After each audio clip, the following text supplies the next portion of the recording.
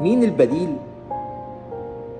اللي هيكون مطروح اسمه في حالة لو الأهلي ما جددش اليو ديانج؟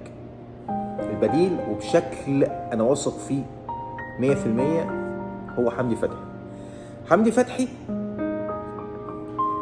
الاسم المطروح على لجنة الكورة في حالة إن ديانج مش موجود هو اللي هيبقى مكان ديانج. بس حمدي فتحي عنده شرط، الشرط دوت إن يبقى عقده مع النادي الأهلي 5 سنين. هنا الدنيا بدأت تقف. ايه الحكايه بتاعت ال5 سنين اللي بقت اللعيبه بتطلبها، خصوصا اللعيبه الكبيره في السن؟ هنا قوبل الكلام اللي اتقال من حمدي فتحي برفض.